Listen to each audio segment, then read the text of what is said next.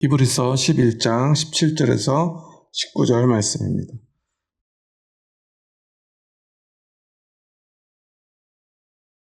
다 같이 한 목소리로 받들어 읽겠습니다. 아브라함은 시험을 받을 때 믿음으로 이삭을 드렸으니 그는 약속들을 받은 자로 돼 그 외아들을 드렸느니라. 그에게 이미 말씀하시기를 내 자손이라 칭할 자는 이삭으로 말미암음이라 하셨으니 그가 하나님이 능히 이삭을 죽은 자 가운데서 다시 살리실 줄로 생각한지라. 비유컨대 그를 죽은 자 가운데서 도로 받은 것이니라. 아멘. 오늘은 아브라함의 시험에 대한 고백을 합니다. 그 시험은 이삭을 바치라는 하나님의 명령이었습니다. 분명히 하나님은 내 자손을 하늘의 별과 같이 바다의 모래와 같이 번창하게 해주실 거라고 약속했습니다. 그런데 100세가 다 되도록 아들이 하나도 없었어요. 오죽하면 이스마엘을 통해서 그 약속이 성취되기를 바라지 않았겠습니까? 그런데 하나님은 이스마엘이 아닌 100세에 낳은 아들 이삭을 통해 그 약속을 이루어 주시겠다고 아브라함에게 보여주셨어요. 약속하셨고 그것을 이루어 주셨어요. 그런데 사실 아무리 100세에 낳은 아들이라도 아들 하나뿐인데, 그 늙음하게 낳은 아들 하나뿐인데 하늘의 별과 같은 자손을 약속했다는 그 약속을 믿는 믿음만으로 그것을 확신한다는 것은 얼마나 어려운 일입니까? 그럼에도 아브라함은 그 믿음을 잃어버리지 않았다는 거예요. 어떤 순간에도 잃어버리지 않았는데 그 증거가 바로 하나뿐인, 그 약속을 실현할 방법은 오직 이삭 하나뿐인데 그 이삭을 제물로 바치라는 하나님의 명령 앞에서 아브라함은 이삭에게 자기를 태울 나무를 짊어지고 산으로 함께 가자고 말합니다. 산에 도착하면 어떻게 되죠? 아마도 이런 과정을 거칠 거예요. 이삭의 목을 칼로 찌르고 그 숨통을 끊어야 할 것이고요.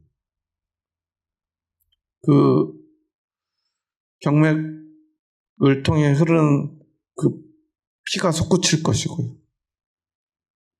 피를 다 빼낸 후에는 그를 제물로 바치기 위해 각을 떠야 합니다. 하나뿐인 아들을 그렇게 끔찍하게 살해해야만 그를 제물로 바칠 수 있어요. 그런데 아브라함은요, 그 과정 속에서 단 한 번도 머뭇거리거나 아니면 하는 신용만 한 적이 없다는 거예요. 아브라함이 얼마나 진지하게 그 아들을 실제로 제물로 바치려고 했는지는 하나님께서 아브라함이 이삭을 칼로 찌르려고 할 때 아브라함아 아브라함아 하고 급하게 부르시는 그 다급한 음성 속에 너무나 잘 드러나 있어요. 그런데 히브리서 저자는요, 이렇게 아브라함이 이삭을 실제로 제물로 바치려고 했던 이유에 대한 해석을 덧붙여요. 그가 어떠한 마음으로 이삭을 바치려고 했는지는 창세기에는 나오지 않아요. 그런데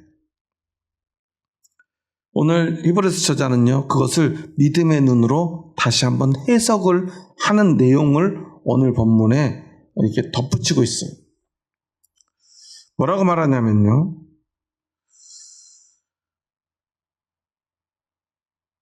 18절에 이미 말씀하시기를 내 자손이라 칭할 자는 이삭으로 말미암으리라 하셨으니 라고 말해요.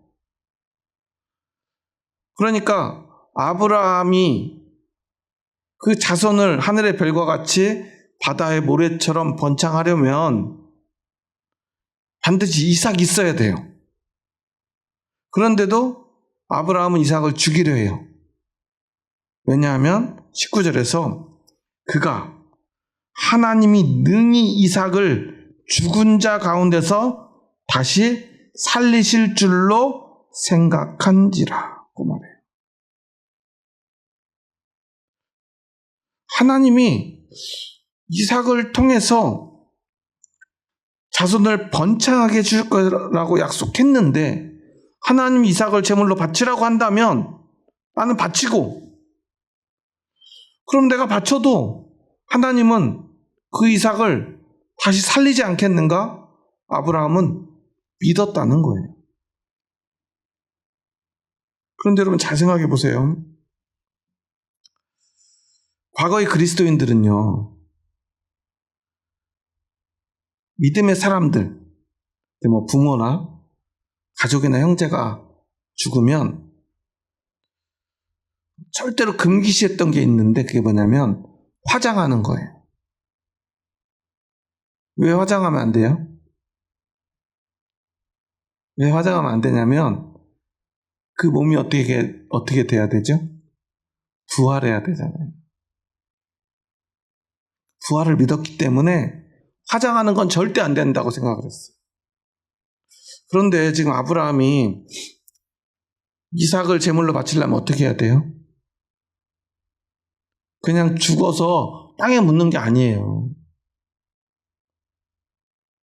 하나님께 제물을 드리되 번제와 화목제물로 그 아들을 하나님께 바치려면요, 그 몸을요 완전히 불살라야 돼요. 죄밖에 남지 않도록 완전히 태워버려야 돼요. 그런데도 아브라함은 하나님이 그렇게 바치라고 그랬으면 그 이삭을 통해서, 이스마엘이 아니라 또는 이삭이 아닌 또 다른 아들을 통해서 그 자손을 번창하게 해주시겠다고 하나님이 약속한 적이 없기 때문에 오직 이삭을 통해서, 이삭은 내 약속의 후손이다, 약속의 씨앗이다 라고 말씀해 주셨으니까 하나님의 약속이 이루어질 방법은 오직 이삭이 다시 살아나는 것, 하나님이 다시 살리시는 것밖에 없다고 그는 믿었을 거라는 거예요. 여기서 우리가 진짜 믿음이라는 게 무엇인가를 생각해 봐야 돼요. 아브라함이 왜 믿음의 조상이라고 불렸는가를 우리는 생각해 봐야 돼요. 오늘 17절 말씀에 보면 아브라함은 시험을 받을 때 이삭을 드립니다. 무엇으로 이삭을 드려요? 믿음으로 이삭을 드려요. 그런데 그 믿음이 뭐라고 19절에서 말하고 있어요? 하나님이 다시 살리실 거라는 믿음으로 이삭을 드려요. 이게 사실은 중요한 지점인데요. 왜 중요하냐면 우리는 하나님의 일을 할 때, 또 우리가 우리의 믿음을 고백할 때 어떤 식으로 고백하냐면 내가 생각하는 좋은 방식으로 우리의 믿음을 고백해요. 그게 무슨 말이냐면요, 내가 하나님 앞에 믿음을 드립니다. 하나님 앞에 믿음으로 나의 삶을 드립니다. 하나님 앞에 믿음으로 나의 시간을 드립니다. 나의 물질을 드립니다. 그럼 우리가 생각하는 좋은 방식이 있을 거예요. 우리가 선교를 해요. 그러면 내가 시간을 드리고 또 돈을 드리고 또 나의 수고를 들여가지고 선교를 했으면 어떻게 돼야죠? 잘 돼야죠. 어떻게 잘 돼요? 교회도 세워지고 거기 많은 사람들이 막 구름대처럼 몰려와서 믿지 않던 사람들이 와가지고 어떻게 해야 돼요?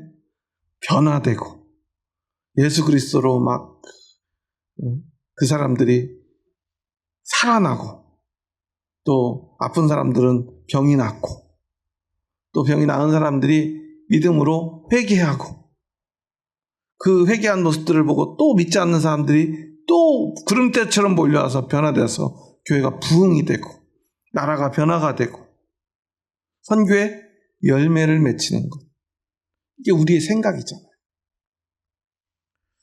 오늘 우리 시찰 목사님들하고 모임을 하고 커피를 마시면서 잠깐 얘기를 나누는데, 한 목사님이 필리핀에 선교를 다녀왔대요. 이제 나이가 50이 돼가니까 옛날에는 한 4박 5일 정도 이렇게 선교를 갔다 와도 멀쩡했는데 한 2주가 지나도록 몸이 회복이 안 된대요. 기운이 하나도 없대요. 너무 힘들어가지고 잠도 잘 못 자고 계속 과로하고, 그러고 왔더니 막 계속 기침하고 약을 먹고 계속 자도 몸이 낫질 않는데요. 그래가지고 다음에는 좀 편한 데로 갔다 와야 되겠다고. 그래도 신기한 건 안 가겠다는 얘기는 안 하시더라고요. 저 같으면 다음에는 선교 못 가겠다 그럴 것 같은데 안 가겠다고 안 하고, 이번 간 데가 너무 힘들었을 때 다음엔 좀 편한 데로 가야 되겠다고 그래요. 그런데 선교를 갔다 오니까 신기한 일이 생겼대요. 작은 삼각교회인데 몇 년 동안 새 신자가 한 명도 안 오다가 작년부터 선교를 지금 매년 한 해에 몇 번씩 이렇게 계속 나갔나 봐요. 근데 선교를 갔다 오면 그 다음 주부터 갑자기 새 신자들이 온대요. 그리고 막 등록을 하고요.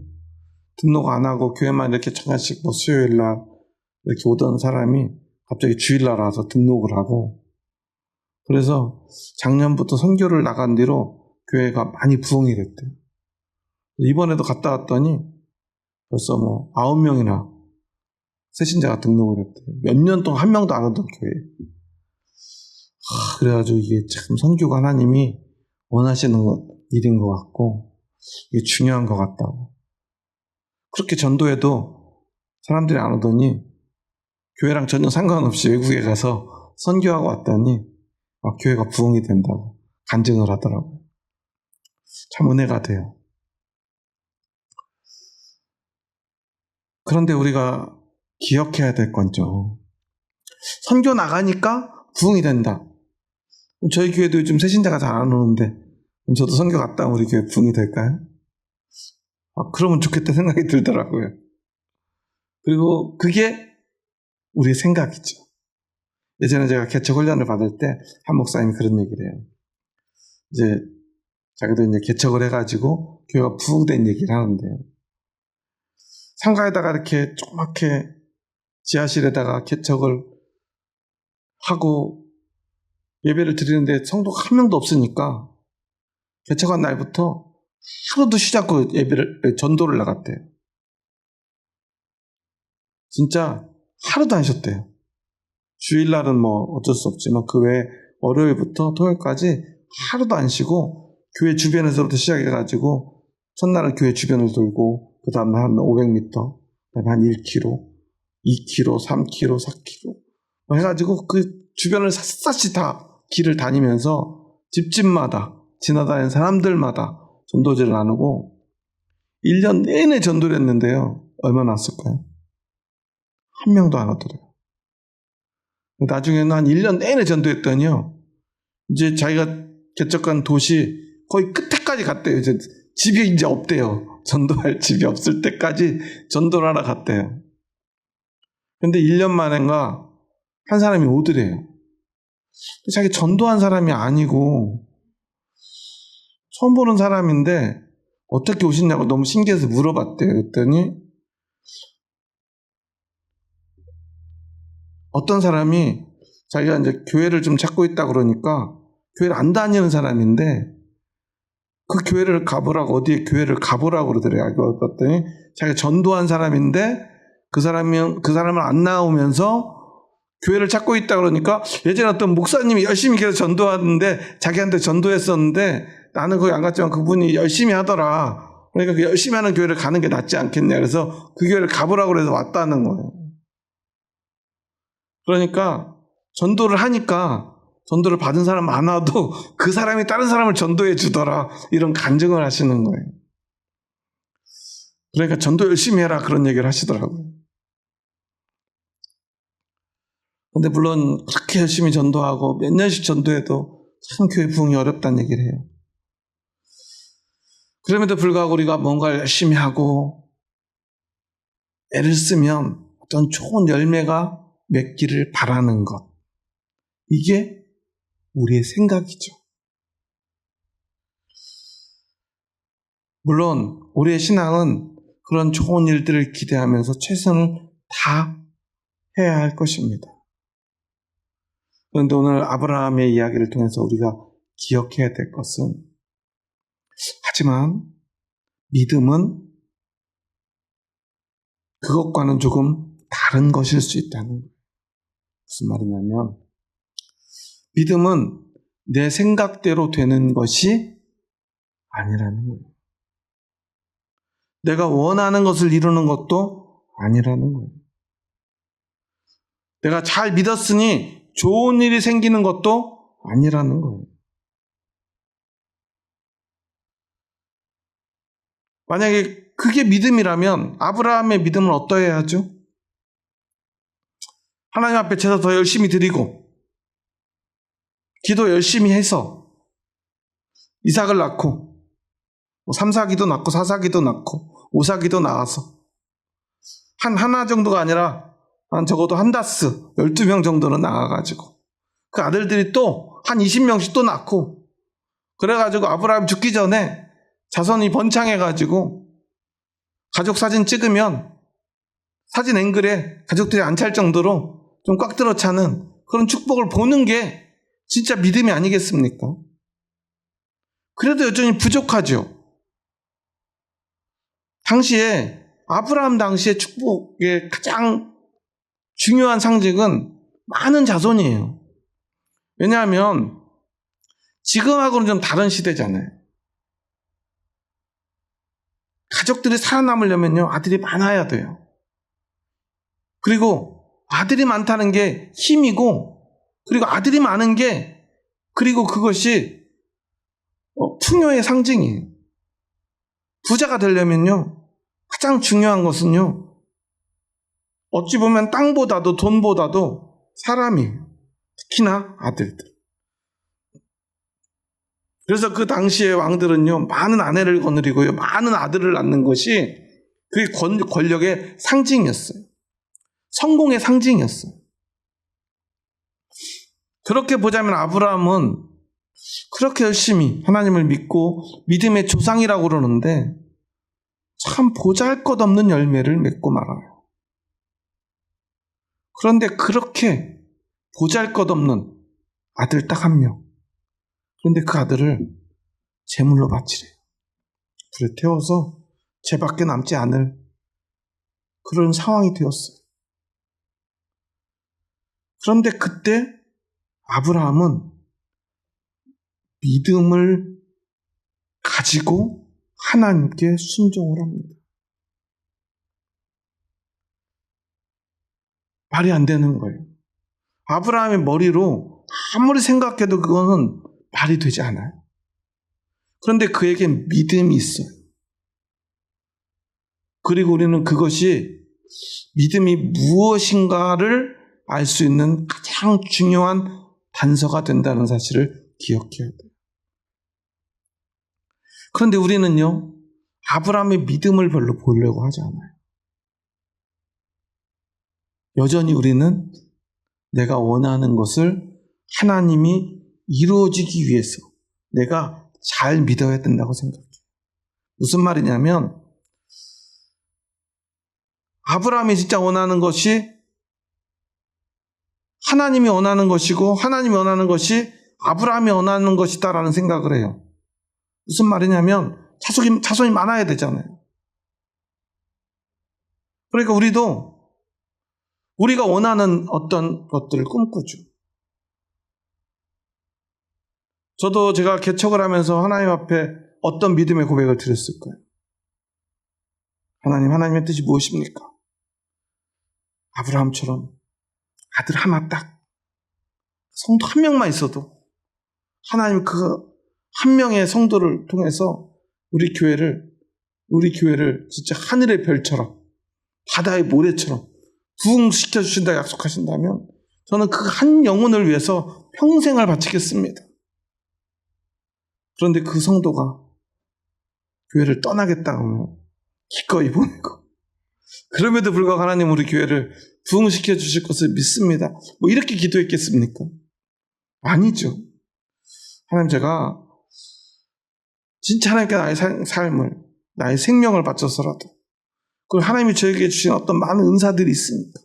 이렇게 기도하고 전도하면 한 3개월 정도 되면 한 100명, 한 3년 지나면 한 1000명, 뭐 이런 걸 하나님이 주셨으면 좋겠습니다 하고 기도하고 꿈꾸지 않았겠습니까?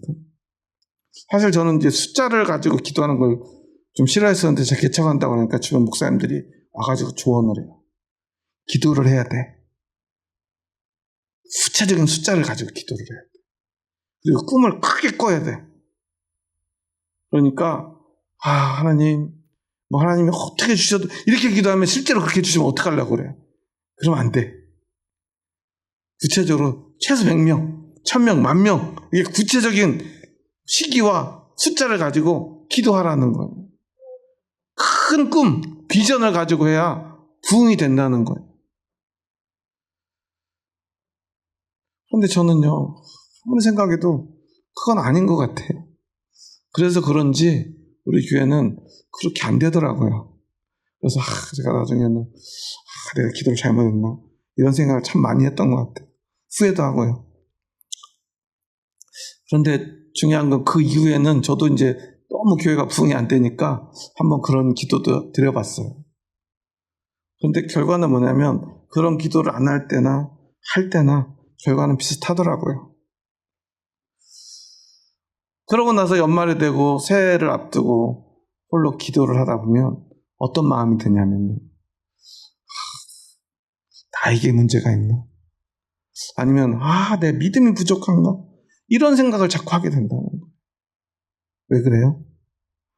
내가 꿈꾸던 어떠한 일이 이루어지지 않았기 때문에 그래요. 내가 볼 때, 믿음으로 볼 때 더 선한 일이 성취되지 않았기 때문에 그래요. 여러분, 어떤 게 선하죠?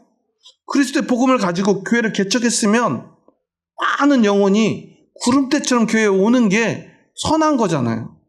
내가 올바른 믿음으로 복음을 전했으면 교회가 부흥되는 게 잘하는 거잖아요. 옳은 거잖아요.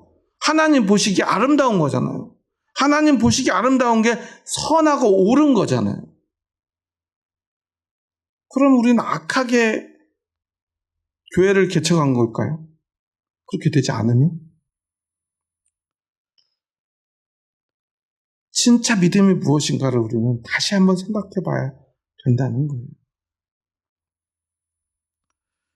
그렇게 말하면 아브라함은 믿음의 조상일 수 없어요. 그런데 우리는, 그 유대인들도 아브라함은 믿음의 조상이라고 고백하죠. 우리도 그렇고요. 그리고 예수님도 어떤 예를 들면서 그 부자와 나사로의 이야기를 하시면서, 나중에 나사로가 천국에 가서 누구 품에 안겨 있어요? 아브라함의 품에 안겨 있죠. 그러니까 이 아브라함의 믿음이 어떠한가를 우리는 그 예수님의 이야기를 통해서 우리는 알 수 있잖아요. 그렇다면 이 아브라함의 믿음이 진짜 믿음이 아니겠습니까? 그렇다면 우리는 다시 한번 우리의 믿음을 돌아봐야 돼요. 진짜 믿음은 내가 생각하는 어떤 목표를 이루는 것인가. 그런데 아브라함을 보면 그것은 진짜 믿음이 될 수 없다는 사실을 우리는 알 수 있겠죠. 그리고 우리는 생각해 봐야 돼요. 진짜 믿음은 무엇인가.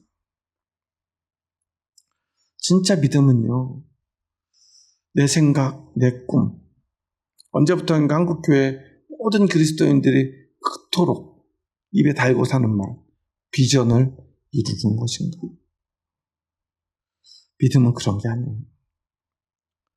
믿음은요, 너무나 많은 경우에 내 생각과 달라요.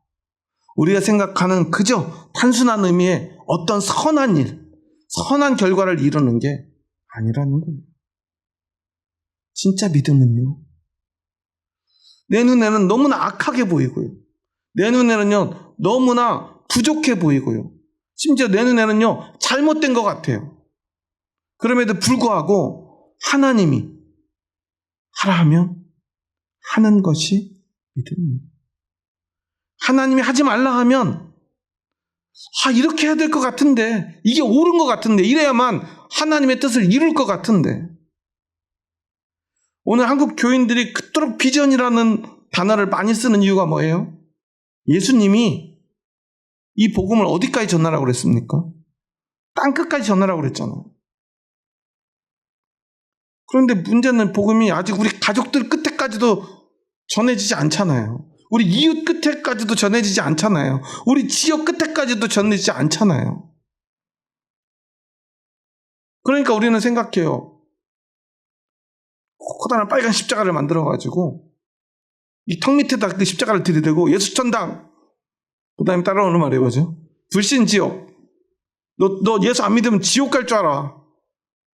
너 지금 빨리 예수 안 믿으면은 큰일 나. 왜냐하면 지금 이게 예수님 우리한테 주신 사명이거든. 당장 믿어. 안 믿으면 너 내가 지옥 보낼 거야.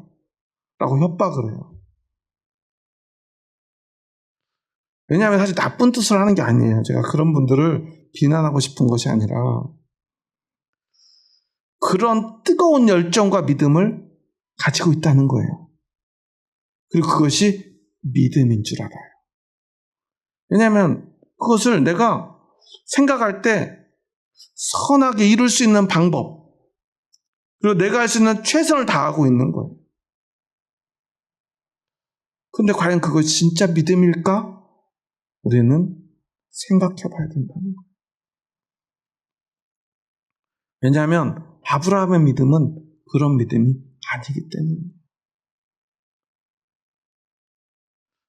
아브라함의 믿음은요, 하나님이 이삭 하나만 있어도 이삭을 통해서 하늘의 별과 같이 바다의 모래처럼 내 자손을 창대하게 하리라 약속하셨어. 그러면 하나님이 약속하셨으면 그 약속을 믿는 거예요. 아무리 생각해도 이해가 안 돼요. 계산이 안 나와요. 그래도 믿는 거예요. 그런데 문제는 이삭이 태어날 땐 그나마 나았는데 이삭이 태어나기 전에는 아무도 없어요. 그러니까 사실 아브라함도 불신앙의 시절이 있었어요. 어떻게 했죠? 첩을 데려다가 이스마엘을 가져요. 그래가지고 하나님 이렇게도 아들 낳아야죠. 그래야 하나님의 약속, 하나님의 뜻이 이루어질 거 아닙니까? 제 눈에 볼 때 제 생각에는 이게 최선입니다.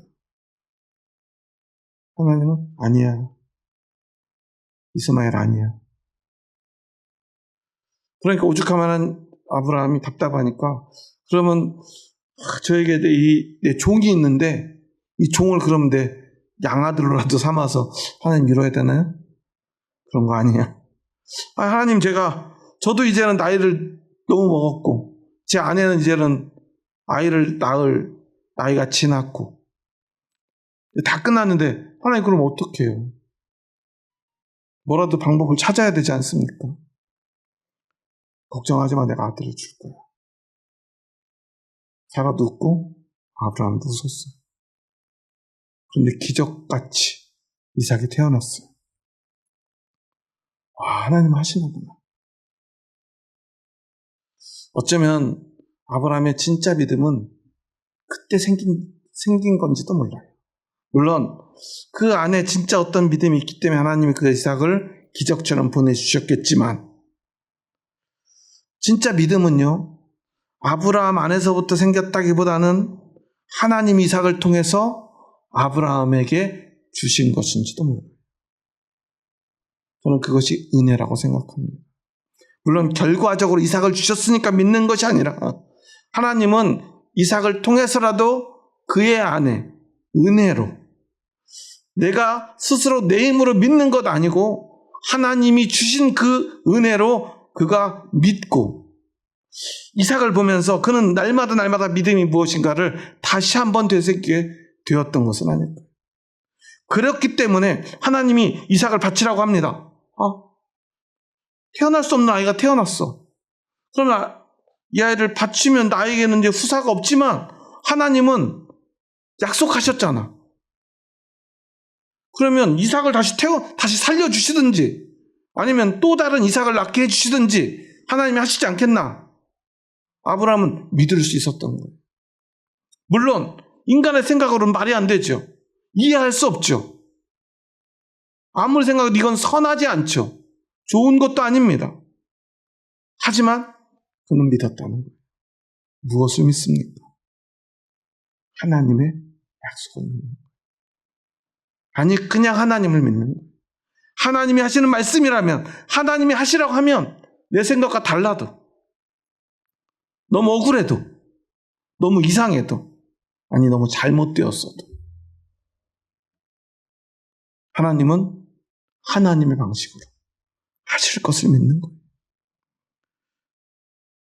솔직히 아브라함이 이삭을 다시 살릴 것을 믿을 수 있을까요?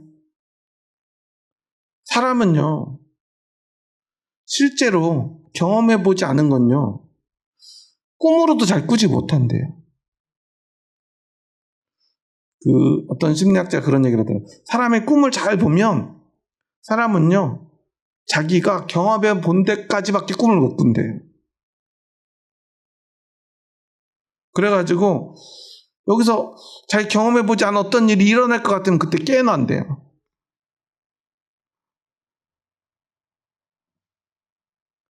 그런데 사람이 다시 살아나는 걸 한 번도 본 적 없는 아브라함이 그런 걸 믿는다는 게 과연 가능할까요?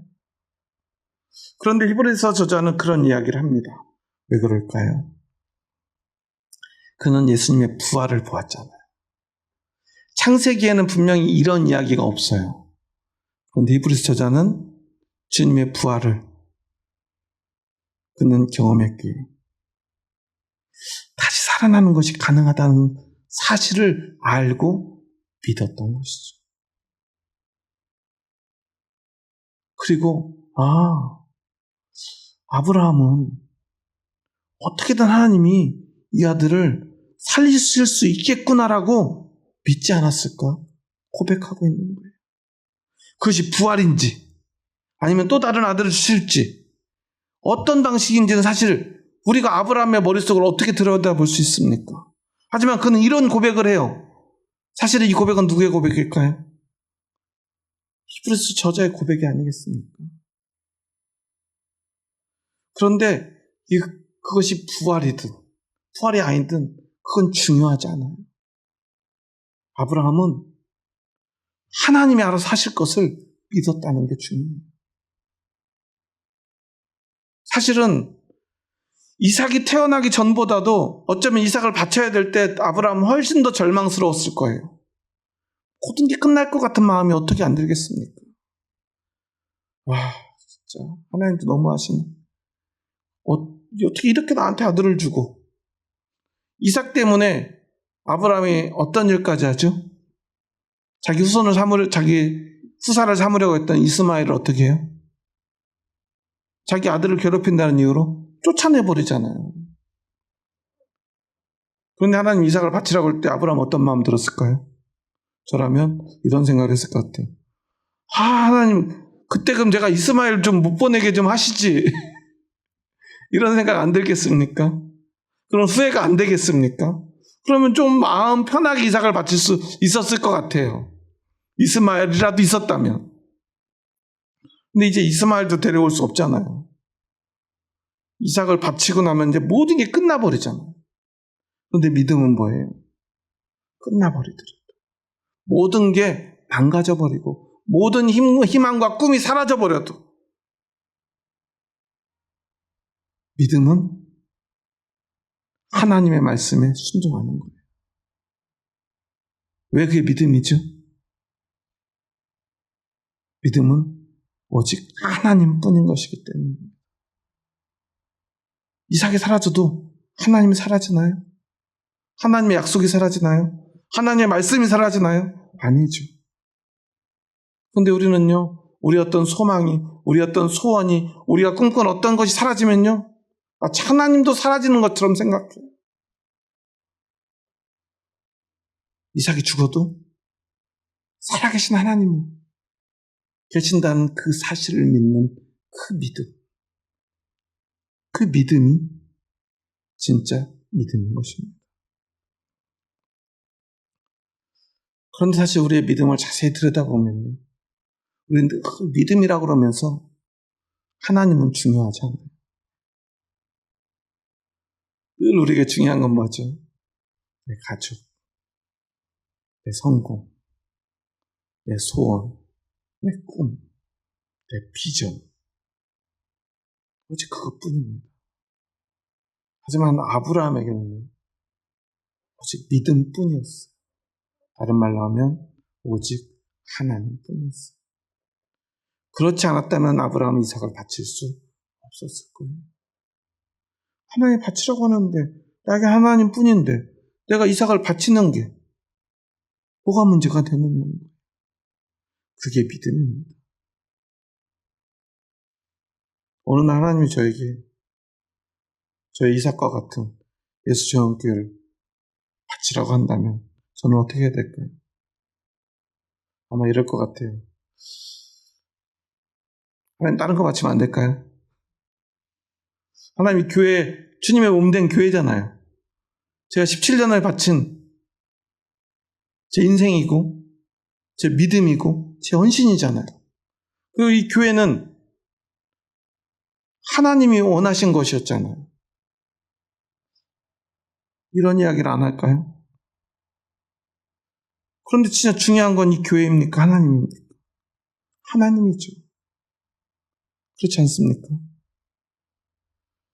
자식을 위해서, 남편을 위해서 평생을 기도한 어머니들, 아내들. 하나님이 어느 날 그 자식을 또 남편을 데려가신다면 우리는 어떤 마음이 들죠? 원망하는 마음이 안 들까요? 원망하는 마음이 든다는 건 어떤 거예요? 뭐가 더 중요하다는 거예요? 뭐가 더 중요해요? 자식이 더 중요해요. 남편이 더 중요해요. 예전에 미래양이라고 하는 영화에서 아들이 유괴돼서 살해당해요. 너무 괴로운 나머지 밤에 길을 헤매다가 교회 십자가를 보고 교회를 들어갑니다. 그곳에 기도하고 부흥하는 곳에서 은혜를 받아요. 그런데 결국 그 아들을 잃은 엄마가 나중에는 하나님을 원망합니다. 아니, 하나님 앞에 일부러 죄 짓기 위해서 하나님 앞에 일부러 교회를 잘 다니는 장로님이나 교회를 그리고 자신의 믿음을 망가뜨리려고 막 애를 쓰는 장면입니다. 물론 자식을 가슴에 묻은 엄마의 그 아픔을 우리가 뭐라고 판단할 수 있겠습니까? 하지만 어떤 경우에도 믿음은 하나님뿐인 것입니다. 그러기에 저는 믿음은 결코 쉬운 것이 아니라고 생각해요. 우리는 하지만 믿음을 너무나 쉽게 생각합니다. 하지만 믿음은 어떤 순간이라도 하나님뿐임을 고백할 수 있는 것입니다. 그것만이 진짜 믿음입니다. 저도 앞으로 그 믿음을 끝까지 지켜낼지 자신할 수 없어요. 제가 아들에게 교회를 세습했던 김사만 목사나 이제는 45 목사라고 불리는 박영선 목사는 교회를 크게 부흥시키고 부목사들한테 욕설을 막 일삼다가 뉴스에 나온 어떤 부산의 교회 목사는 이런 사람들에 대해서 그것이 불신앙이다라고 말하는 이유는요, 그들을 비난하고 싶어서가 아니에요. 저의 믿음을 자랑하고 싶어서가 아니에요. 그토록 정말 어떻게 보면 일생을 바치고요, 교회를 위해서 평생을 헌신한 사람들조차도 진짜 믿음을 갖는다는 것이 너무나 어렵다는 이야기를 하고 싶은 거예요.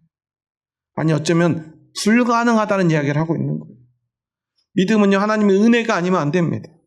그리고 그 은혜가 전부인 삶을 살지 않으면, 그리고 그 삶을 마지막까지 지켜내지 않으면 그것은 결코 믿음일 수 없기에 우리는 믿음이 무엇인가를 늘 고민하고 그 믿음 안에 거해야 돼요. 그리고 오늘 아브라함을 통해서 진짜 믿음이 무엇인가를 우리는 깨달아야 돼요. 그리고 그 소중한 믿음을 위해서 우리는요, 그 모든 것이라도 바칠 수 있는 각오가 되어 있어야 해요.